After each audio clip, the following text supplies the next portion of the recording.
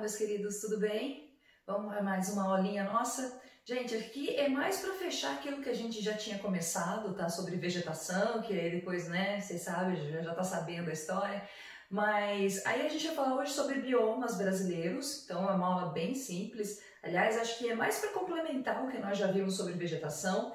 Como vocês podem perceber, eu tenho uma lousa na minha casa, tá? E o que vocês, o primeiro, não sabia é que, gente, eu sou muito boa para fazer mapas, tá? Esse daqui é o meu mapa do Brasil, tá? Então, isso não é qualquer professora de geografia que faz, entendeu? Só as professoras mais tops é que tem essa capacidade de fazer, tá? Uma coisa dessa. Então, desculpa mundo, mas além de ter uma lousa, eu faço mapas perfeitos e maravilhosos na minha casa, tá bom? Gente, vamos começar super simples, olha, eu fiz um esqueminha aqui.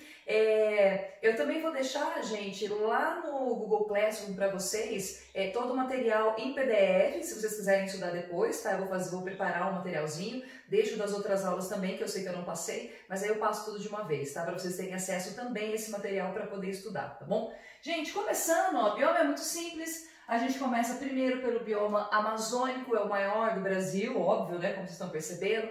O bioma amazônico, gente, ele tem como característica aquilo que a gente já viu sobre a floresta equatorial, tá? Floresta equatorial sempre vai ser uma floresta extremamente úmida, né, então adaptada a essas chuvas constantes. Lembrando que dependendo da região amazônica, a gente tem chuvas praticamente ali quase todos os dias, então é realmente uma quantidade muito grande de umidade.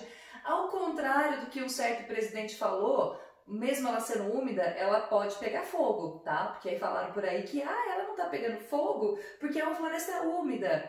Não, ela consegue pegar fogo assim como porque ela é madeira e a madeira pega fogo, tá?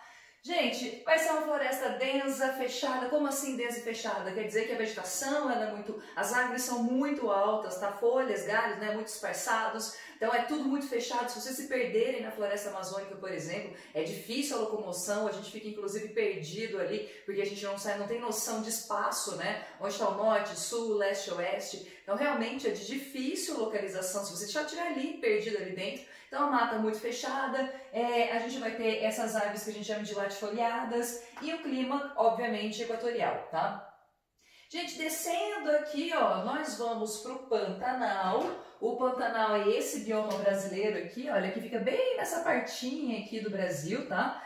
Gente, o Pantanal, ele é muito único, tá? É um tipo de bioma muito adaptado, principalmente a condições de alagamentos. E aí eu quero que vocês entendam que os alagamentos que nós temos aqui na região do Pantanal não está relacionado apenas com a questão do clima, tá? Não é porque chove muito. É, na verdade, gente, mais uma condição geomorfológica, ou seja, relacionado com o relevo. O que acontece é que essa parte aqui do Brasil, digamos que ela é um pouquinho mais baixa, ela é uma planície, tá? É uma grande área de planície. Ao mesmo tempo, a gente tem vários rios que convergem aqui para essa região, tá bom? Na verdade, não são os rios que convergem, mas é a própria geomorfologia do local meio que empurra algumas águas para ficarem acumuladas ali, então por isso que a gente vai ter esses períodos de muita cheia. Então você tem uma vegetação que é adaptada a isso, tá? Então você tem uma vegetação que é adaptada a grandes períodos de alagamento, diferente da floresta amazônica, que ela está acostumada com as chuvas, tá? Então ali você tem chuvas constantes, temperaturas altas o ano inteiro. Nesse caso aqui, a geomorfologia faz com que essa área fica mais tempo alagada. E aí, por isso, você tem essa condição dessa vegetação aqui que é totalmente adaptada a essa situação de alagamento, tá bom? Gente, o bioma dos Pampas só vai ficar aqui no sul do Brasil, tá? O bioma dos Pampas é muito parecido na semana retrasada, quando eu falei para vocês da vegetação do mundo, que a gente viu as pradarias, tá? Estepes e pradarias. Aqui vai ser muito semelhante, tá, gente? A gente vai ter, eu até tentei mostrar aqui para vocês, não sei se eu tive sucesso, que a gente tem aqui essas graminhas, você não vai ter grandes árvores, você não vai ter uma vegetação fechada, tipo Mata Atlântica, você não vai ter nem nada parecido com o que nós temos, por exemplo, no Cerrado, tá? Então você tem uma vegetação principalmente, talvez arbustiva, gramíneas, herbáceas, então bem menos densa, então realmente uma vegetação mais... como se fosse um capinzão, tá? Não é, obviamente, o nome correto não é esse, mas para vocês entenderem, então, que a gente tem uma vegetação que não é formada principalmente por árvores, né? Como em outros biomas brasileiros, tá? É uma vegetação adaptada a esse clima subtropical que nós temos lá no sul do Brasil, então um clima mais frio, tá bom? Então é esse tipo de adaptação para a vegetação. Então ela não tem essa vegetação grande, né, de árvores como nós temos em outros lugares. A vegetação da Caatinga, o bioma da Caatinga. Gente, a Caatinga é um bioma exclusivamente brasileiro, tá? A gente não tem em outros lugares do planeta. É um bioma que ele tem esse clima semiárido, esse clima aqui que nós temos nessa região brasileira. Lembrando, gente, que esse semiárido aqui, ele vai acontecer... Vocês lembram lá na semana passada quando eu mostrei as massas de ar? A gente viu que nós temos uma massa de ar que vem aqui, né, que é a equatorial atlântica, e a gente tem uma outra daqui que é a tropical atlântica. Gente, nenhuma das duas consegue chegar nessa região, porque toda essa extensão aqui, nós temos um planalto, a gente tem uma espécie de montanha, vocês não, né? É como se fosse é um planalto, é um tipo de relevo. E esse relevo, ele impede a passagem dessas massas de ar e faz com que não chegue umidade nessa região central aqui do Nordeste brasileiro, tá? Então, nessa região do centro do Nordeste do Brasil, por ter muito menos umidade, a gente vai ter então essa vegetação que vai ser principalmente de xerófitas. Essa vegetação, gente, como a gente viu também na semana retrasada, quando nós temos um ambiente que é mais seco, tradicionalmente as árvores, ao invés de ter tantas folhas, elas têm mais espinhos. Isso é uma proteção da planta para que ela mantenha a umidade dentro dela, tá? Se ela tiver muitas folhas, ela acaba perdendo a umidade e num ambiente muito seco ela acaba também morrendo. Então, para que ela evite, né, essa perda de umidade, ela vai ter mais espinhos. Então, é uma vegetação bem espinhosa, bem arbustivas, tá? Quando você passa por essas regiões, assim, é até difícil. Por isso que o sertanejo usa bastante aquelas roupas de couro, porque para você passar por essas áreas, né, é muito espinhosa. E, como eu falei, só tem aqui no Brasil, tá? Ela vai ser um bioma exclusivamente brasileiro. Em nenhum outro lugar do mundo a gente tem uma região como a Caatinga. A maior parte dos lugares vão ser desérticos e não essa condição semiárida que a gente tem aqui no Nordeste. Certo? Bom, um pouquinho mais aqui no meio, ó, veja que eu coloquei, deixa eu pegar minha caneta azul, vocês viram que eu tenho várias canetas, né? Isso aqui é a burguesia que me permite. Nós temos em toda essa região central aqui no Brasil, ó, turma, toda essa área, o Cerrado, tá? O Cerrado brasileiro, ele é um bioma muito parecido com as savanas que a gente tem lá na África, como eu já mostrei. A grande diferença vai estar na fauna, tá? Algumas espécies vegetais podem até ser parecidos, mas as características aqui, gente, vão ser o seguinte, ó. Você até pode encontrar, não digo uma floresta, você não vai ter uma floresta na região do Cerrado, mas nós temos sim vegetações tanto de árvores arbustivas, gramíneas e herbáceas. Então a gente, digamos, tem um conjunto maior de tipos vegetais. Só que nesse caso aqui, como nós estamos no Cerrado, o Cerrado ele vai ter um clima predominante, que é o tropical típico. Lembre que no tropical típico nós temos o verão muito úmido e muito quente, né? Mas principalmente muito úmido, muito chuvoso. Em compensação, o inverno nessa região vai ser extremamente seco. Veja que nós estamos passando, né? Faz mais de um mês que não chove. Então esse ambiente muito seco faz com que essas árvores elas tenham que se adaptar a essa condição. Então o que ela faz? Ó, até desenhei aqui minha arvorinha para ver se vocês entendem. Diferente da floresta amazônica, que eu vou ter árvores muito altas, realmente muito altas, tá? Com um tamanho ali de prédios de quase 5 andares, de verdade, então são realmente árvores muito altas. No Cerrado, gente, as árvores, elas vão crescer muito mais no sentido horizontal, quer dizer, elas crescem mais nesse sentido, elas vão se espalhando muito mais horizontalmente do que verticalmente. Por que a planta faz isso? Ela faz isso, de novo, para captar o máximo possível de umidade da atmosfera. Para além disso, as raízes também vão ser muito profundas, porque muitas vezes essa árvore só encontra água no cerrado em profundidade dos lençóis freáticos, então por isso que ela é obrigada a ter essas raízes mais fundas para conseguir captar a umidade. A casca dessas árvores também vão ser cascas mais grossas, tá? Para que isso? De novo, para que ela consiga manter a umidade dentro dela. Mesmo que a gente passe por um período de queimadas, né? E essa região, por ficar muito seca, às vezes você tem queimadas, e queimadas às vezes naturais, tá, gente? Não são só queimadas causadas pelo homem, não.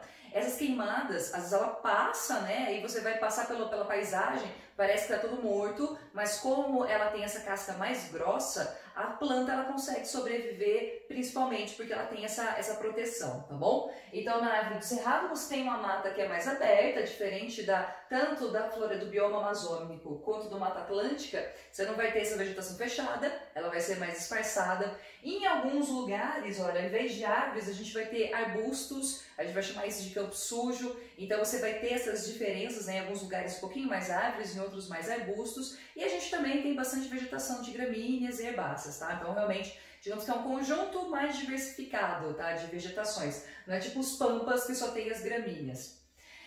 Para terminar, turma, nós vamos ter o bioma da Mata Atlântica, que aí a gente vai ter de novo um tipo de vegetação muito fechada, tá? Você tem uma floresta tropical muito fechada também, é um ambiente que chove bastante, não chove tanto quanto lá na floresta amazônica, porque lá nós temos um clima equatorial. Aqui a gente tem muita chuva, só que ela é um pouquinho menos, e outra característica é que muitas vezes, ó, esse bioma ele vai estar em regiões que são mais altas, então a altitude aqui, ó, por ser mais elevada, também permite que você não tenha temperaturas tão quentes, tá? É aquele tropical de altitude que a gente viu em outras aulas.